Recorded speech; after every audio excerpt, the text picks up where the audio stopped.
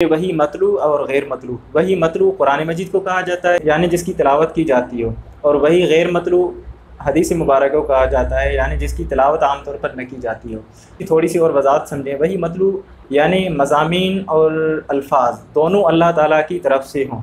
جبرائیل علیہ السلام نے بھی اس کے اندر کوئی تصرف نہ کیا ہو، آپ علیہ الصلاۃ والسلام کا بھی اس میں تصرف نہ ہو، یعنی قرآن مجید کے جو ہمیں لفظ نظر آتے ہیں اور جو ان کی معنی ہے دونوں اللہ تعالیٰ کی طرف سے ہیں۔ اس میں آپ علیہ الصلاۃ والسلام کا عمل دخل نہیں ہے، جبرائیل علیہ السلام کا کوئی عمل دخل نہیں ہے۔ امانت کے طور پر الفاظ اور معانی جبرائیل لے کے آئے اور آپ علیہ الصلاۃ والسلام نے ہم تک پہنچائے۔ اور وہی غیر مطلوع کہتے ہیں حدیث مبارکہ کو، یعنی مضامین اللہ تعالیٰ کی طرف سے آپ علیہ الصلاۃ والسلام کے دل میں ڈالے گئے، اور آپ علیہ الصلاۃ والسلام نے ان مضامین کو پھر کن الفاظ میں ذکر کیا، وہ آپ علیہ الصلاۃ والسلام کا کام تھا۔ یعنی مضامین تو اللہ کی طرف سے تھے اور الفاظ آپ علیہ الصلاۃ والسلام کی طرف سے، تو اسے وہی غیر مطلوع کہا جاتا ہے یعنی حدیث مبارکہ۔ اچھا، کچھ لوگوں کا خیال تھا کہ وہی صرف قرآن مجید ہے، غیر مطلوع وغیرہ اس طرح کی کوئی چیز نہیں ہوتی، یعنی ان کے ہاں حدیث کوئی چیز نہیں ہے۔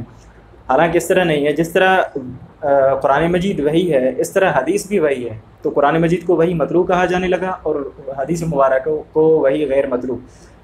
اس کے لیے دلیل ہے آپ علیہ الصلاۃ والسلام کی حدیث مبارکہ۔ آپ علیہ الصلاۃ والسلام نے فرمایا اوتیت القرآن ومثلہ معہ، مجھے قرآن دیا گیا اور اس کے ساتھ اس کی مثل کو ایک اور چیز بھی دی گئی۔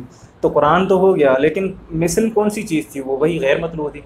اور دوسری دلیل سن لیں، مجید کی ایک آیت ہے وما جعلنا القبلۃ التی كنت علیہا الا لنعلم من يتبع الرسول ممن ينقلب علی عقبیہ، کہ ہم نے بیت المقدس کی طرف رخ کر کے نماز پڑھنے کا حکم صرف اس لیے دیا تھا تاکہ ہم یہ دیکھ لیں کہ کون رسول کی تابعداری کرتا ہے اور کون اپنے الٹے پاؤں بھاگتا ہے، مطلب رسول کے حکم پر عمل نہیں کرتا۔ یہ ترجمہ تھا اس کا، یہ آیت تھی اور اس کا ترجمہ۔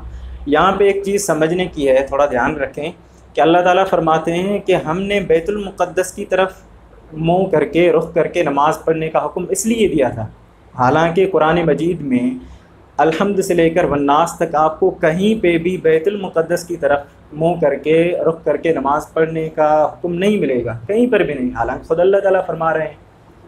اور یہ بات حقیقت ہے، قریب 17 مہینے تک مسلمانوں نے بیت المقدس کی طرف منہ کر کے نماز پڑھا تھا۔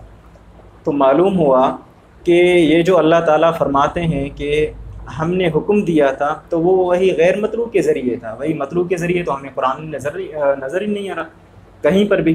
نمبر 4 پہ آتا ہے کہ قرآن مجید صرف الفاظ کا نام ہے یا صرف معانی کا نام ہے۔ صحیح بات یہ ہے کہ قرآن مجید الفاظ اور معانی دونوں کا نام ہے، یعنی قرآن مجید کی معانی اور مضامین بھی اللہ تعالیٰ کی طرف سے ہیں اور الفاظ بھی اللہ تعالیٰ کی طرف سے ہیں۔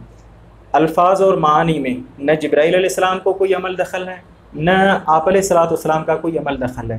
جبرائیل علیہ السلام کو الفاظ اور معانی دونوں، جس طرح ہمیں قرآن نظر آتا ہے، بالکل دونوں الفاظ اور معنی جبرائیل علیہ السلام کو اللہ تعالیٰ نے پیغام میں بطور امانت دیے، اور جبرائیل علیہ السلام نے اس امانت کو ادا کرتے ہوئے آپ علیہ الصلاۃ والسلام کو پہنچائے، اور آپ علیہ الصلاۃ والسلام نے وہ امانت ہماری طرف سپرد کر دی، یعنی الفاظ اور معنی دونوں۔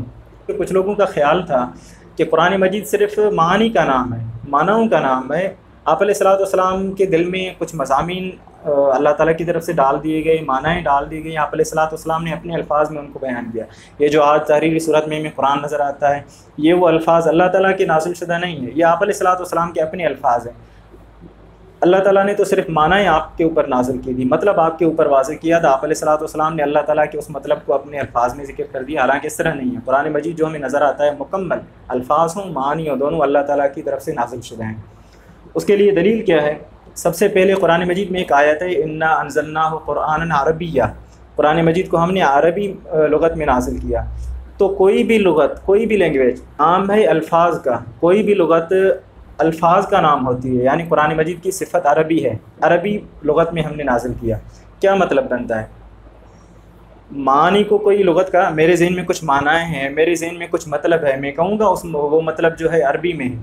بھائی عربی یا انگلش یا کوئی بھی فارسی وغیرہ کوئی بھی لغت کا نام تبھی اس کے اوپر رکھا جائے گا جب وہ الفاظ کی صورت میں ظاہر ہوں۔ جب میں بولنے لگوں گا، جب میں الفاظ کو ادا کرنے لگوں گا، تب اس کے اوپر یہ حکم لگے گا کہ یہ کون سی لغت ہے۔ تو قرآن مجید کو عربی کہنا عربی لغت میں نازل کرنے کا اللہ تعالیٰ کی طرف سے یہ بیان کرنا اس چیز کو واضح کرتا ہے کہ قرآن مجید صرف معنی کا نام نہیں بلکہ الفاظ بھی اس میں داخل ہیں۔ نمبر 2 پہ الکتاب، قرآن مجید کو الکتاب کہا گیا ہے۔ تو کتاب کسے کہتے ہیں؟ میرے ذہن میں کچھ مطلب چل رہے ہیں، کچھ مفہوم چل رہے ہیں، کچھ معانی چل رہی ہیں، تو کیا میں کہوں گا کہ میرے ذہن میں کتاب موجود ہے؟ کتاب تو وہی ہوتا ہے جو الفاظ کی صورت میں لکھا ہوا ہے۔ تو قرآن مجید کا الکتاب کہنا قرآن مجید کو یہ بھی اس طرف اشارہ ہے کہ قرآن مجید الفاظ اور معنی دونوں کا نام ہے۔ اس کے بعد یتلو علیہم آیاتہ، کے اوپر تلاوت کرتے ہیں، ان کا تزکیہ نفس کرتے ہیں اور ان کو سکھاتے ہیں۔ تو تلاوت بھی الفاظ ہی کی صفت ہے، تلاوت اسی کی ہوگی جو الفاظ ہوں۔ معنی کی تلاوت ہو، میرے ذہن میں کچھ معنی ہیں، کچھ مفہوم ہیں، میں اس کی تلاوت کیسے کروں گا؟ ظاہر سی بات ہے تلاوت تو اس کی ہوگی جو الفاظ ہوں۔ تو یہ تینوں چیزیں امید ہے آپ کو سمجھ میں آ گئی ہوں گی۔ قرآن مجید الفاظ اور معنی دونوں کا نام ہے، صرف الفاظ کا نام نہیں یا صرف معنی کا نام نہیں، دونوں کو ملا کے ہم قرآن کہتے ہیں۔